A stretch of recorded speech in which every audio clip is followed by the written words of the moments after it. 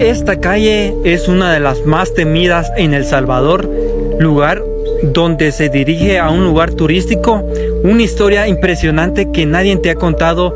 Papá iba a cazar en la noche para comer, cazar armadillos y esos animales, y él andaba una espada que tiene, todavía tengo la espada ahí, una espada que tiene cruceta, así se llama, espada de cruceta. Entonces él llevaba la espada y iba a cazar, y de repente dice que se le apareció un armadillo. Él sacó la espada y ¡pum!, quiso atravesarlo, y lo que pegó fue en una piedra, no era armadillo. Entonces él se asustó, sintió temor, y de repente observó un caballo que venía con un jinete, pero ese jinete no traía cabeza. En ese momento, Cell sintió el verdadero terror. Este día me he venido a la ciudad de Alegría, en una parte turística que es llamada la Laguna de Alegría. Lugares que en la noche son lugares solitarios y muy temidos por las historias, por los sustos, por cosas que sucedieron y que dan escalofrío. Esta calle es tan transitada por los turistas porque se dirige a una zona muy llamativa, una zona que es una atracción turística. Este lugar en la actualidad es uno de los lugares más hermosos de El Salvador, lugares frescos, con climas muy agradables, con vista panorámica muy espectaculares.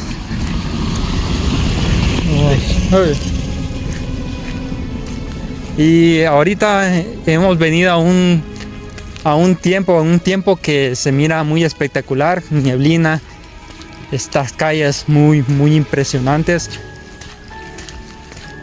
con árboles gigantescos. Pero antes eran conocidas estas calles como calles de huesos, de carnes, porque aquí sucedían muchas cosas para el tiempo del conflicto armado que hubo en El Salvador. Voy a presentarles a una persona que sabe bien la historia de este lugar y que nos va a dar las informaciones. Que nos encontramos en este momento ya llegando hacia la Laguna de Alegría, y a lo lejos pueden ver una casa enorme llamada Hacienda de San Juan. Es una finca muy conocida y, créame, muy atractiva, que antes era de uno de los lugares más terroríficos de la zona. Impresionante, llena de frutos que son muy ricos. Y algo me llamó la atención, que en este lugar están trabajando, y les voy a mostrar lo que he encontrado ahorita en este camino, esta ruta, este terreno que no sé con qué objetivo lo han hecho, pero sí, a lo lejos veo un trabajador de la zona. Espero que él me cuente la historia de este lugar, ya que hay muchas historias impresionantes de esta zona. Hola, un saludo. ¿Cómo ha estado? Bien, aquí ya cuidando el grano de oro, que es el café, el grano de oro aquí en El Salvador. Qué bien, fíjese.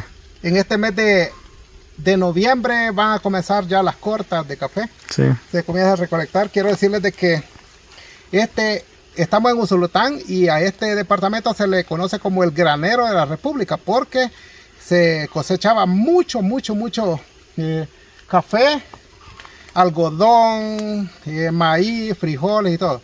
Y esta hacienda, quiero decirles de que para el tiempo del conflicto armado entre la guerrilla del FMLN y la Fuerza Armada, hubieron historias muy terribles, muy tenebrosas. Fíjense que un día estábamos nosotros trabajando en esta hacienda de San Juan, y estábamos todos los trabajadores descansando por la hora del almuerzo, y vino un grupo de guerrilleros del FMLN, y nos dijeron que afiláramos bien los corvos porque íbamos a trabajar. Y resulta de que los afilamos y dijeron, bueno, denle a todo ese cafetal porque el dueño de este cafetal no quiere pagar dinero. Entonces nos obligaron a botar todos los árboles así como están, muy cargaditos de café. Nos obligaron a botarlo todo, todo ese cerro lo botamos y se desperdició.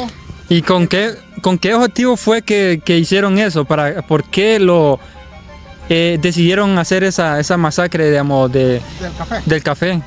Para presionar al dueño, a Juan Federico Schonenberg, que es el dueño de esta gran hacienda y esta gran finca, para que les pagara dinero a ellos. Entonces, wow, eso hacían. Qué terrible historia, ¿verdad? Sí, bien terrible porque... Pero bueno, eso eran las acciones del FMLN en contra de los terratenientes, en contra de los dueños de finca. Sí. Eso era esta historia. Pero quiero contarles que estos mismos guerrilleros que afectaban al dueño, a los ricos, estos se iban allá a una curva que se llama el Cuyapo, entre Santiago de María y Alegría. Allá hay una curva que se llama el Cuyapo. Allí estos mismos guerrilleros paraban las rastras, los camiones que llevaban colchones, ropa, víveres y todo lo demás. Entonces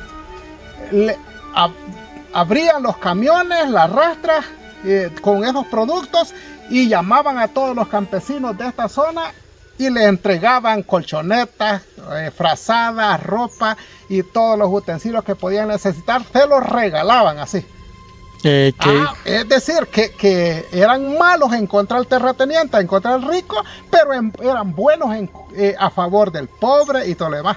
Pero quiero decirles otra cosa, que como los guerrilleros hacían eso a favor de todos los pobres y todos los campesinos de este caserío, entonces la Guardia Nacional, la Policía Nacional, que estaba aquí en la Ciudad de Alegría, que allí tenía su comandancia general, quiero decirles de que los guardias tenían a los pobres, a los campesinos, a los jóvenes como guerrilleros de esta zona. Y por eso es que los jóvenes andaban escondiéndose, cubriéndose, porque si encontraban a alguno lo agarraban, lo mataban y lo dejaban tirado en la calle, y no permitían que lo enterraran. Eso era lo terrible, lo trágico que se vivía en estas montañas de El Salvador. Qué interesante, porque yo he ido a diferentes zonas de este lugar y he encontrado túneles misteriosos, y me ha llamado la atención porque usted dice que se ocultaban los jóvenes de este lugar. Me imagino que ellos hicieron esos túneles para ocultarse de esta gran masacre que vivió en este tiempo, o en su tiempo. Sí, es que es verdad.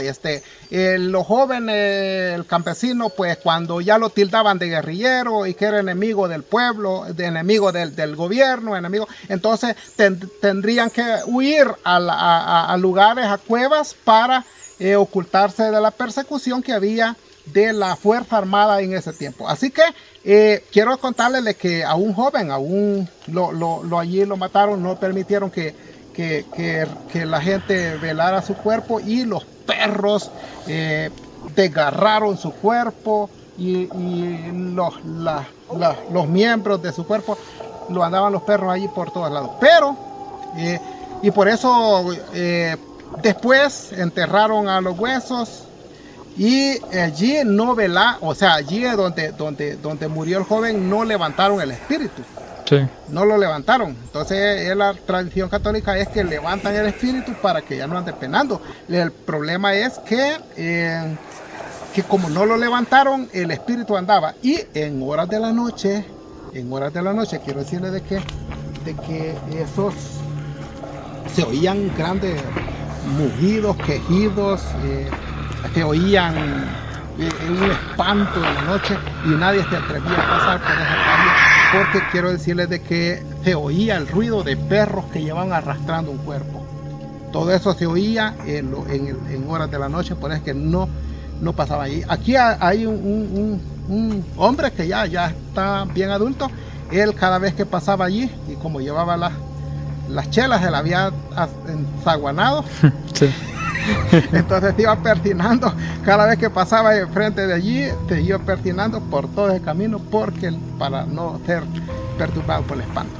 Qué interesante historia. La verdad que sí había escuchado de que en la noche, al pasar en estas calles que se dirigen hacia la laguna, hay sustos, las personas han escuchado sustos y han visto bultos negros, profesiones de personas vestidas de color todo de negro, velas negras, y han quedado espelmas. Es lo que cuentan la gente de este lugar, de este cantón, de este caserío. En horas de la noche, cuando uno va pasando y se oye un ruido, como aquí no hay luz, Sí. por todas las calles es una gran tiniebla, entonces cuando se oye un ruido, los pies, uno siente que los pies se le engruesan, se le ponen pesados y apenas puede caminar, no puede correr porque el cuerpo no le permite los pies, y el pelo se le para, se le pone de punta el pelo, piel de gallina, y uno queda como petrificado allí,